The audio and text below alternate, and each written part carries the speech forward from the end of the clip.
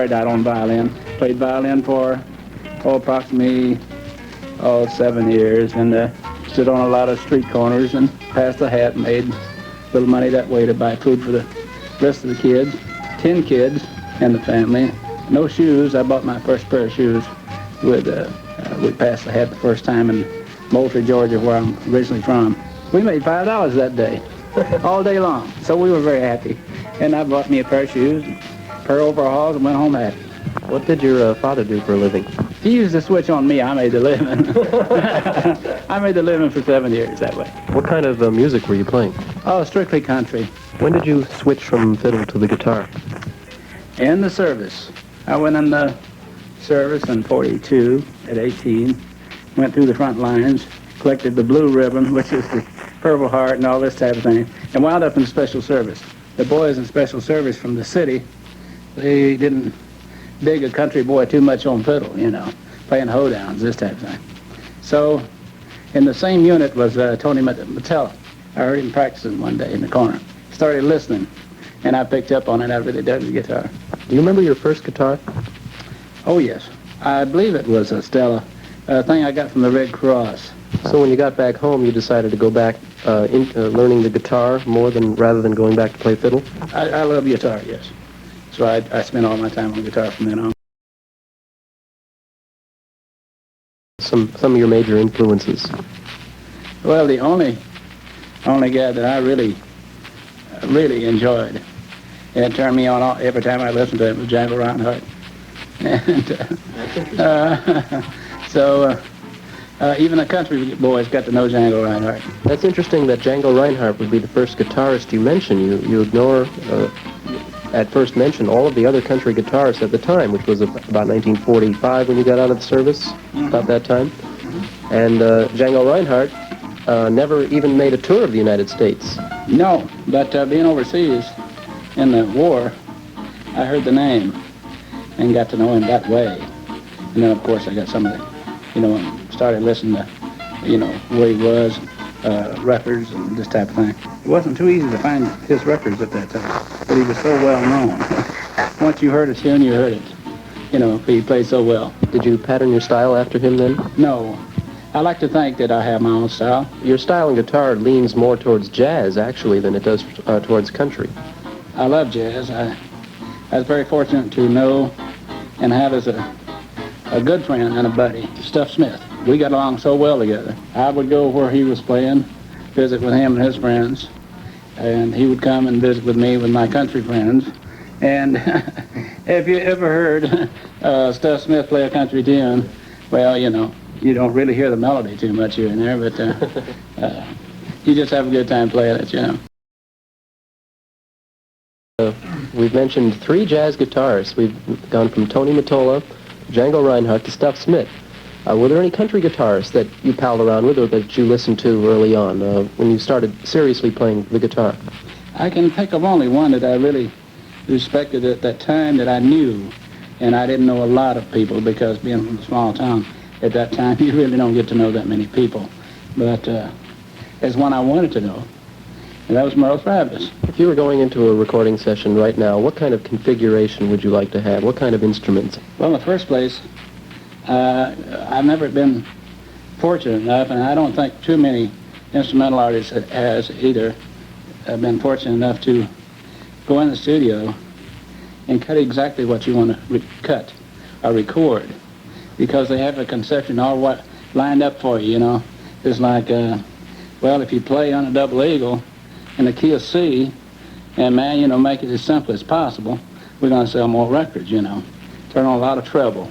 I always heard this from Ken Nelson at Capitol. Turn more treble on, Bryant, And my ears wasn't tuned into the treble kick at all, but I did it. A lot of highs. A lot of highs. Barry knows what I'm talking about. I know exactly what you're talking about. Can you hear him on over here? He's sitting over here. He can hear me. Oh, okay. Gene Bear's sitting in with us here, an interview with Jimmy Bryant here at Cary's Country Store. What is your ideal group when you go into a session? Well, when I do the next session, which I hope to do anytime, it's as you know, I'm a little bit on the weather now, and I have to. That's why I must sound a little short of breath on on the air, which I am. But when I get where I feel just right in doing the album, I'm going in to cut a new album, and I want to go in very free, with drums and guitar only. Let me hang out somewhere, and then fill everything else in. I want to be just exactly free for once in my life. Just cut something that I want to cut, sell or not cut, sell. You know, one of those type of things. But I think my conception today of what will sell is as good as anyone, I guess you might say. You know, Cary, it might be interesting to know one of the best albums I've ever heard, I'm sure you're familiar, and Jimmy is with it, with Billy Strange and Tennessee Ernie with just guitar and voice. How much you can get out of just guitar and bass. A little bit later in the program, but I wanted to start at the beginning and have Jimmy talk about your very first recording session. My first recording session was, that's back to the country boy in me again. I was playing, just came out to California from Moultrie, Georgia, just being out of service, and I came out with Russell Hayden, which is Lucky on Hopalong Cassidy, and he invited me to come out, and I, of course, Hollywood, you know, sounded so great at that time. I was ready to go. Got here, started there for 2 years, worked some joints. I was working a little beer joint on Pico Boulevard. I think we were making probably $10 a night, and all the beer maybe we could drink or water. Isn't that something? You know. That's... Phone call came in, and it was for Jimmy Bryant, the guitar player. We had a little radio show. It was 250 watt, I guess, whatever. Phone call with Jimmy Bryant from Tex Williams. And I knew the name Tex Williams because at that time Smoke That Cigarette just came out, and it was a monster. He said he'd heard about me and heard me on the air playing guitar and would like me to do his next recording session. I said, well, what is that? You know, what's a recording session? You know, I really didn't know what it was, really. There was only 5 labels at that time. If you could be on one, you're very fortunate, you know. So we lined it up, and the next record we came out with was Wild Card. We were talking about Wild Card in that first session. I went in with a guitar case, very nervous, and met the big man at that time, Mr. Tex Williams, and we sat down and started working on Wild Card, and the tunes for the day. I really couldn't tell you, to be honest with you, who was on the session. Do you know who the A&R man was with Capitol? Lee Gillette, one of the best. Still is, I would imagine. I haven't talked to Lee in quite a while, but it turned out to be a good thing for me because it led to a contract for myself, which you're probably going to put the record on right now, probably the first one I did. And it only says Jimmy Bryant on the record. And on the other side, it's Little Juan Pedro with Tennessee Ernie and Eddie Kirk, Baby Stone playing bass, Eddie Kirk playing rhythm, probably Muddy Barry on drums. I don't even think Speedy West was there. I don't even think I'd met him at that time. And the song you did was Bryant's Boogie? Bryant's Boogie. Mm-hmm. I remember being awful nervous and not knowing the business at all, the record business. After we did the session and the record came out, they just handed me maybe 10 or 15 records. And I'd just give them all to my mama, my sisters and brothers, and said, here's a record, you know, I don't know what's happening, you know, at all, but it was very strange in those days. With 5 or 6 labels, all major labels then. If you were on one of the labels, when you went to do a personal appearance, you always mentioned the label instead of your name. And so it drew a bigger crowd, you know, especially myself at that time. Now, it's a strange record, the thing of Bryant's Boogie, because you're only on one side. Tennessee Ernie's on the other side. Didn't they give you more than one song to record? I think they were really trying to find out what I could do and find out what Ernie could do, to tell you the truth. And, of course, Eddie Kirk was a great singer, and I haven't seen him in years, left to see him. And, but I think they wanted to find out what we all could do, you know. In fact, on Bryant's Boogie, in the second chorus, I make a very bad mistake, but I don't know if you notice it or not. But I do it twice, so to make it correct. And so I heard another record on it by a colored guy, that recorded with organ. And so I knew the mistake coming up, what was happening, but he played the same notes, and so I must have covered it up pretty well. So, but I mean, in those days, we didn't have, you didn't want to use too many acetates because it cost the company money. It cost them at least 25, 30 cents, you know, and with small artists like us, you know. So that mistake has now become a standard part of Bryant's boogie. That's it. It's been recorded by other people, and they still playing the mistake. And I love it. I love to hear it, you know. And turn out pretty well. And after you play the record, we'll get into how I met Speedy down the street from the beer joint. The name of the place, of course, Speedy's I generally let him do all the talking, because he's like Barrett. You know, you turn him loose talking, you know, and you don't have to worry about it. They don't call him Speedy just for his playing. No, he talks a lot, and of course I love him, and I've talked with him on the phone lately, and but I didn't let him do all the talking. But I forget the name of the place he was working at, but the name of the place I was working at was called Murphy's on Pico, and right next door I heard about a steel guitar player playing over there, right next door. So I go over on my intermissions and listen to Speedy. And Speedy would come over on his intermission and listen to me, and we got to be friends. That was the first time I met Speedy West. And he just went to work for Cliffy Stone in Hometown Jamboree, which was, that time was, I guess, probably Bear was at the, no, I guess it was the second or third television show was on. I think Spade Cooley was First. had a show, Yeah. TV show, and then Hometown Jamboree, and also Town Hall Party. Town Hall Party. Thank you, Bear. Hometown Jamboree was the second one. Right, and so he was working with Cliffy Stone, and that led to me being with Cliffy, which led with Speedy being with me, and from then on we formed a team. So Capitol signed you as a team from then on? Yes, he did. Yes, they did. As sidemen? No, it's artist.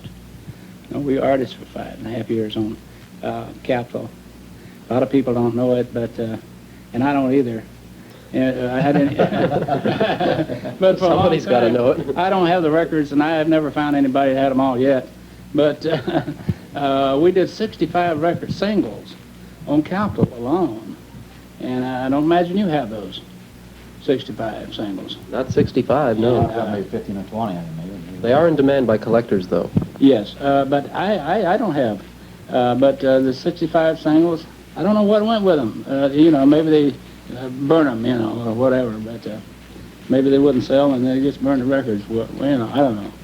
What kind of freedom were you given in Capitol Records, and to choose what songs you wanted to play or the instrumentation?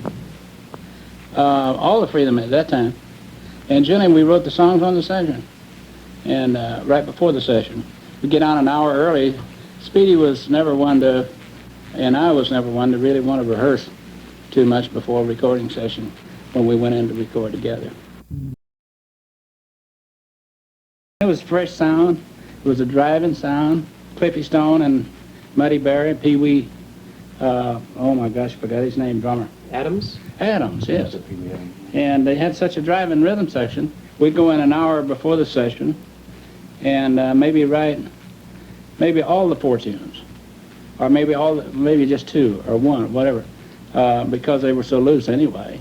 You know, they wasn't geared to the jazz field where it had to be all correct, arrangements. You know, we just did our arrangements as we went. Now, these were very ambitious arrangements as far as country music was going then. Oh, yeah, oh yes. I like to be able to say that a lot of the musicians picked up a lot of licks from the old stuff, because we were so free.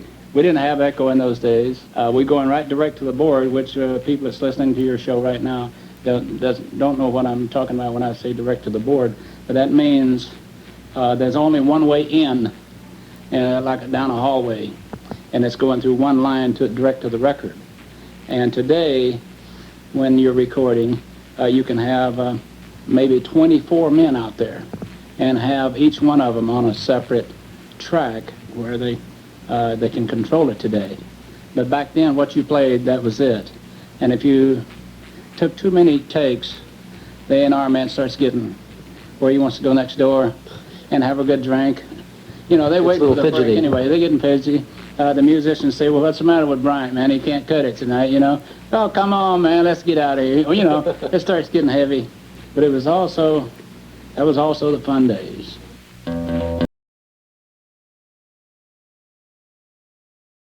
On your sessions? Oh, my gosh, yes. That's why I made so many mistakes. We were always, Speedy and I was, we were always very loose players on those sessions. Of course, that's what made the sound, the looseness, and the sounded like it was having a good time. But you see, you were the premier guitarist on the West Coast at that time. So you were the one that wasn't, you know, you annihilated the competition. There wasn't too many guitar players then. Of course, one of my favorite guitar players still is Barney Castle. I broke him into the country music one day on a recording session. I called him to do a recording session with Mrs. Miller. And we did an album. And I used him on rhythm. Crazy, Al. Will success spoil Mrs. Miller? Yeah. Yeah, so we did those things with Mrs. Miller, and then I did an album with her of all Buck Owens tunes. Oh, boy. Oh, brother. I remember that. But it didn't sell any records because they thought of that as a put down to country music instead of taking it way we really wanted it to. Yeah, she was a short-lived fad in the 1960s. That's true. That's very true. And Buck Owens did it to her. He did it to a lot of people. We were talking about experimentation. When you think of Capitol Records and experimentation, the first person I think of is Les Paul. Les Paul, very good dear friend of mine. He came up with the multiple sound, which is a very simple thing today, but at that point had to be, of course, we didn't understand it. But he came up with a sound. Well, I don't know how many millions of records he sold with Mary Ford. Well, a lot of his popularity was due to Mary Ford's voice. Back in those days, the female singer with Capitol was very big. Kay Starr and Ella Mae Morse and Mary Ford. And Les Paul sort of took a back seat to her. Well, that's true, but still the guitar player and the sound was always credited towards Les. But Mary was so great. Somewhere there's music, ain't the truth. Did you get any tips from Les Paul? No, he never tipped me when he came to listen to me. No, I know what you're talking about, Cary. That wasn't my style. I didn't care about that. I cared about sitting down and doing my own thing, which I'm glad to say I can listen to Hee Haw today, and you'll hear, pay close attention to this, you will hear the theme song playing the lick off of Bryant's Boogie, the banjo player. I'm going to listen to that next. Listen for that. Yeah, we'll have to. That's Okay. right. That's on the theme song. So I'm glad to hear all my little things going on even today with the kids. Eric Clapton, I've been told by him I'm his favorite guitar player, this type of thing. But I mean, I don't hate to get into bragging about myself, but That's quite a testimonial coming from Eric Clapton. I think so. Speedy and I, we wanted to be in the country deal and add a little of a happy touch to our records. Just let it be loose, happy. Let it happen like it's going to happen. And if it's decent, going through the one track onto the acetate, we let it be that way. Just let it stay. We wasn't interested in having the big arrangers and violins and this type of thing. Les Paul, of course, was more on the pop side, more of a pop sound with old parts going and, you know, different guitar parts. All the electronics and electronic goodies. And the sound, it was great. Now, Les Paul, of course, also, he didn't do too many sessions as a sideman. He did a lot of solo sessions. You were recording with Tex Williams and Ernie Ford and other artists with Capitol in the early 50s. And then you came out with that one solo record, Bryant's Boogie. Did you have any aspirations to become a solo artist for Capitol? Oh, at that time, no. No, of course not. Because once I met Speedy and heard his playing, I knew that there had to be a team effort there someplace, and there had to be a saleable record that could be sold with that type of sound. Now, this sound was exemplified in the first album that you two put out together, I would say about 1955, is that right? That's close to. The album called Two Guitars Country Style. Tell us a little bit about the picture on the cover. The picture on the cover shows myself holding Telecaster Fender guitar, and of course Speedy West at that time was playing a Bigsby, a three-neck Bigsby guitar, which was very popular at that time, which was a very steady guitar, and he needed one because he did some show things with a steel guitar. It had to be like riding the steel guitar across the stage and, you know, kicking it. And we used to do some crazy thing with guitars. But Did he put wheels on it? oh, there's wheels on it, yes. And I used to slap in the back of the head. He'd slap me in the back of the head. I'd dance on my guitar and whatever, you know, to try to create a show, which we did.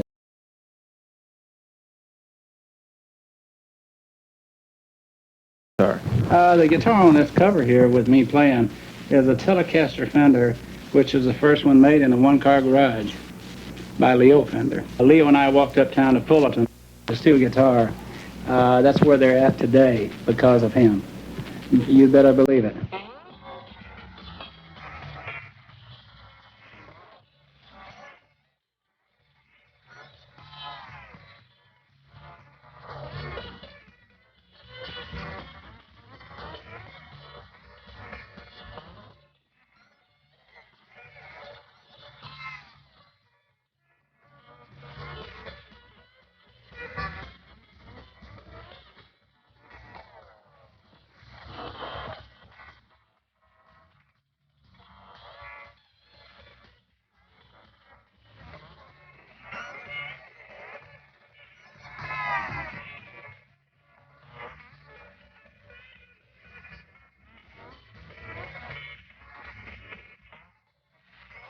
And with Speedy's showmanship and with his way of playing, yeah, he's the top dog for steel guitar players even today. I'm spending a lot of time on this album because I consider it to be a landmark recording of the 1950s. Now, up to that time, first of all, the long-playing record was brand new in country music about that time. And much more important than that, there hadn't been very many instrumentals done for Capitol Records, solely instrumentals. And this is one of the very first solo, all-instrumental albums ever released in country music. Now, there was Merle Travis's classic album, with Merle Travis Guitar, which came out almost simultaneously with this one. Now, this album has a lot of traditional tunes on it, such as Bluebonnet Rag, Old Joe Clark, This is Southland, and there's Arkansas Traveler. But there's some other songs on here that you and Speedy wrote, some strange names, such as this one we're going to play next. Tell us about how you came across this song here. Oh my gosh! If you're talking about Serenade to a Frog, oh my gosh, that was one of the all-time nothings of a tune, all-time nothings, all-time great nothings of an idea. I'm going to play it anyway. Well, that's all right. But at that time, I had a crazy idea. I thought, well, we've been doing all these real swingy tunes, you know, and letting it really hang out, you know. And I thought, well, maybe the kids might pick up on the little kids. But maybe one of the first was aiming at the rock and roll field. I don't know. But I thought maybe the little kids would really dig Serenade to a Frog, and which is a nothing of a tune, you know. In fact, if you play it, only play about 8 bars and get into something else, you know. But, all right, we'll do that. Well, the musicians are going to go nuts when they hear it anyway.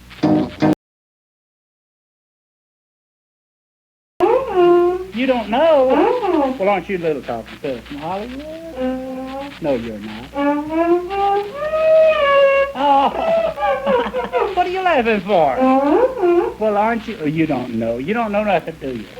Well, you should know that you're on Cary's Country Store Show, don't you? You really do? No, you don't. Well, why'd you say so fast? Well, everything you say is I don't know. Aren't you on KCSN in North Ridge? Well, doggone it, do something. What are you going to do? Well, how about a bird?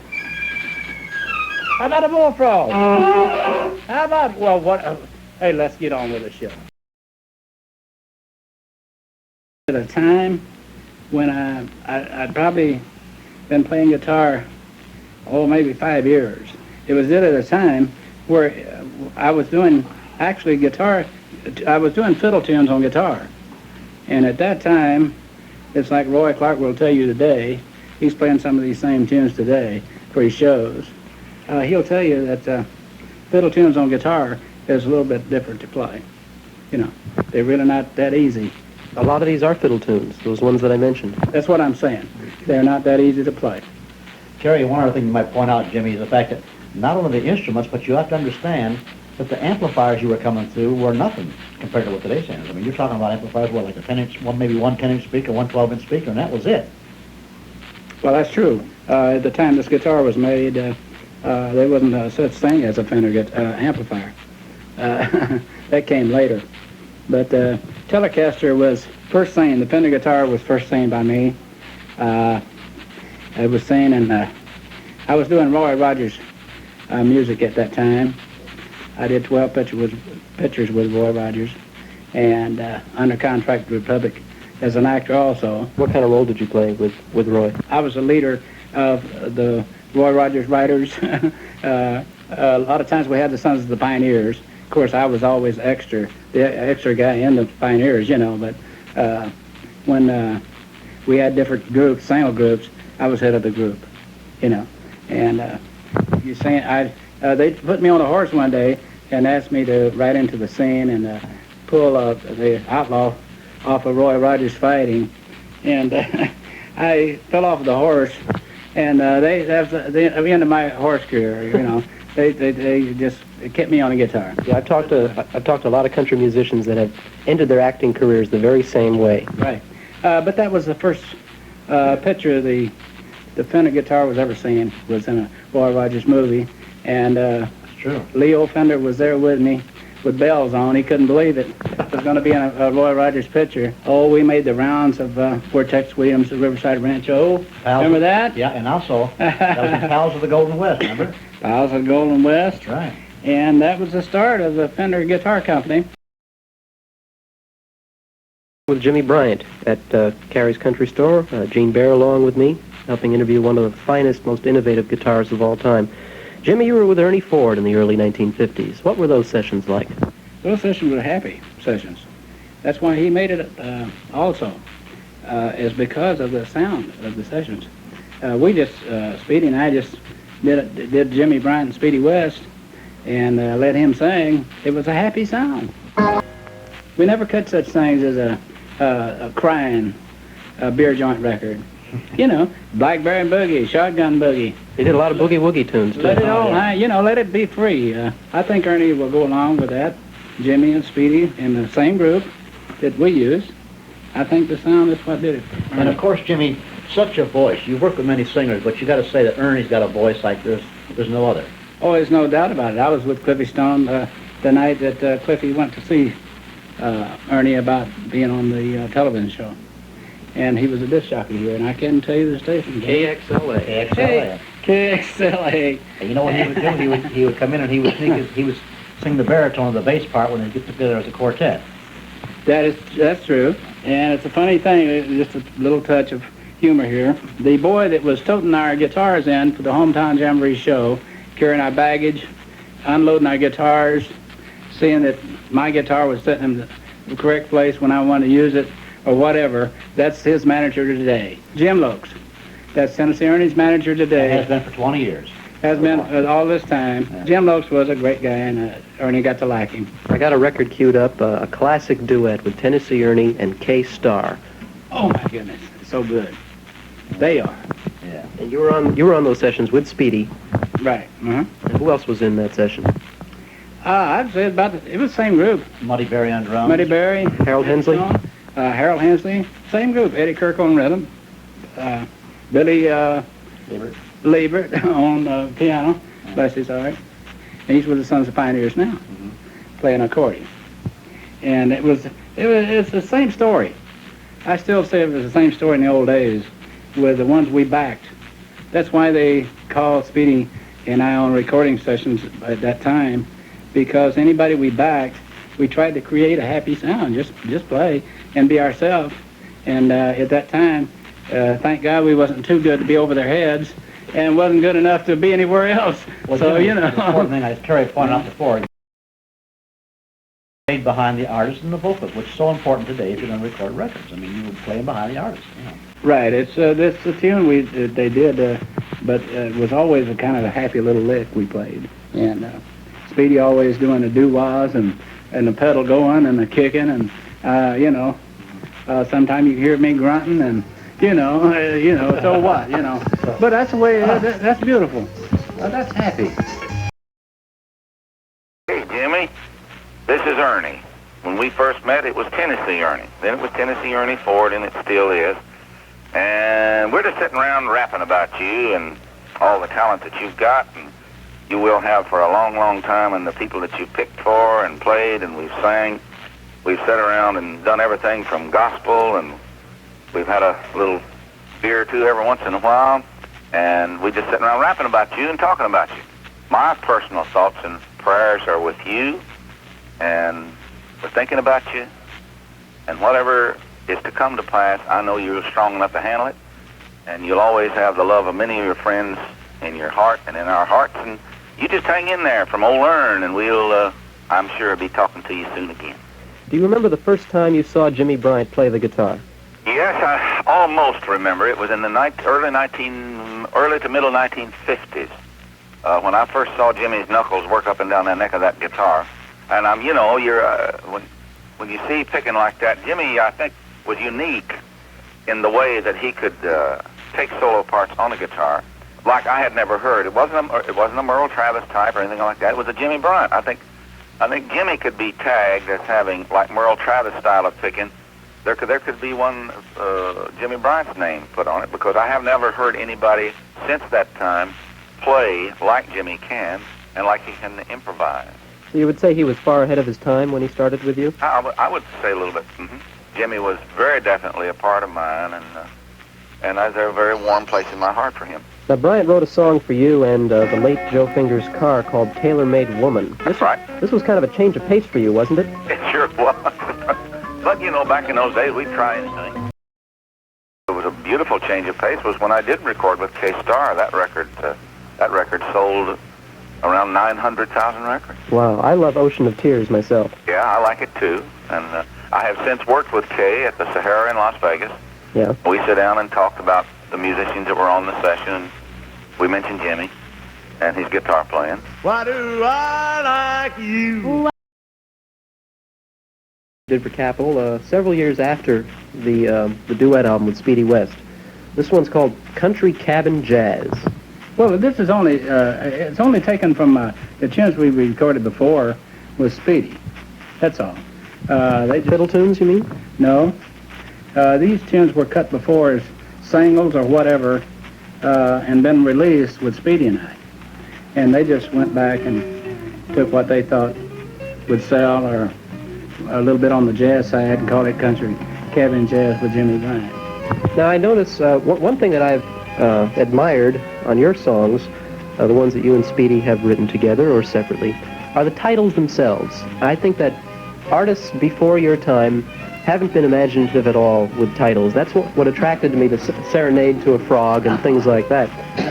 But on this album, especially for Capitol, you could almost predict what the song is going to be like by looking at the title. Now, let me read off some of these. Stratosphere Boogie, Yodeling Guitar, Frettin' Fingers, Pickin' Peppers. How did you come up with these titles?